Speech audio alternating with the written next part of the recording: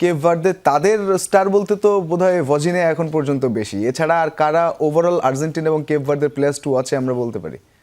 অবশ্যই আমি 6 জন প্লেয়ারকে রেখেছি। আমি প্রতি ম্যাচে যখন প্লেয়ার টু ওয়াচ রাখি তিনজন করে রাখাটা প্রায়োরিটি দিয়ে থাকি এবং আমি প্রয়োজন হিসেবে আসলে সাজিয়ে রাখি যে কোন দলকে কাকে প্রয়োজন। অবশ্যই প্রথমে লিওনেল মেসি থাকবে। একটু আমরা ছবিগুলো দেখে আলোচনা করতে চাই।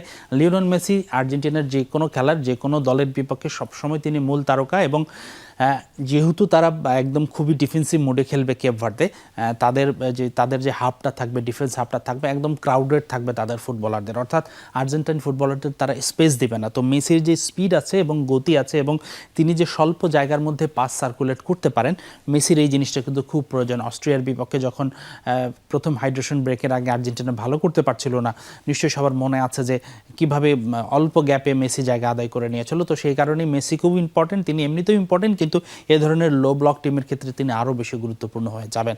হ্যাঁ, দ্বিতীয় ফুটবলারটা আমি রাখছি এনজো ফার্নান্দেসকে। আরেকটা ছবি আমরা দেখব। এনজো আসলে আর্জেন্টিনার, আমি যদি বলি যে মেসি যদি ইঞ্জিন হয়ে থাকেন, তিনি কিন্তু প্রাণ। এনজো যেভাবে বল সার্কুলেট করেন, তিনি দলের প্রয়োজনে যে কোনো পজিশনে খেলতে পারেন। তিনি সিডিএম পজিশনে, সেন্ট্রাল ডিফেন্সে খেলতে পারেন, সেন্ট্রাল মিডফিল্ডার হিসেবে খেলতে পারেন, নাম্বার 8 নাম্বার 10 সব রোলেই খেলতে পারেন। এবং সবচেয়ে বড়, তার কাছে যে পরিমাণ থ্রু পাস এবং লং পাস আছে এনজোর কাছে, সেটা খুবই ভাইটাল হবে এরকম লো ব্লক ভাঙার জন্য। আর আরেকজন থাকছে ডিপলকে আমি রেখেছি। যে মেসিকে বল ফিট করার ক্ষেত্রে ডিপলের চেয়ে তো আর আসলে কেউ সেরা নয়, তাকে এই জন্যই মেসির বডিগার্ডও বলা হয়ে থাকে।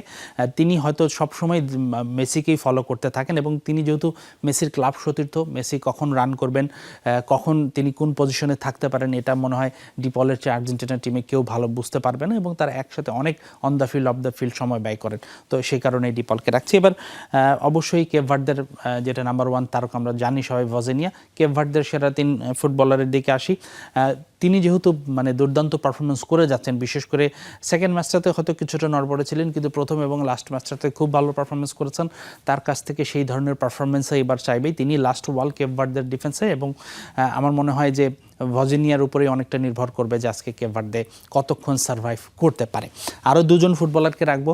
চাইলেই আক্রমণ মিডফিল্ড রাখা যেত, কিন্তু না, আমি 2 জন ডিফেন্ডারকেই রাখবো, কেননা তাদের মেইন টার্গেট থাকবে কিন্তু গোল না খাওয়া। রবার্তো ডিকো, এই ফুটবলারটি সেন্টার ডিফেন্সের খেলে থাকেন, রাইট সেন্টার ডিফেন্স পজিশনে খেলে থাকেন। তিনি কিন্তু এখন পর্যন্ত 3 ম্যাচে স্পট অন পারফরমেন্স করেছেন। আমি যদি তারা যে গ্রুপ পর্বে 3টি ম্যাচ খেলেছে, 3টাতেই তার রেটিং 7+ ছিল। তো খুবই ভালো পারফরমেন্স।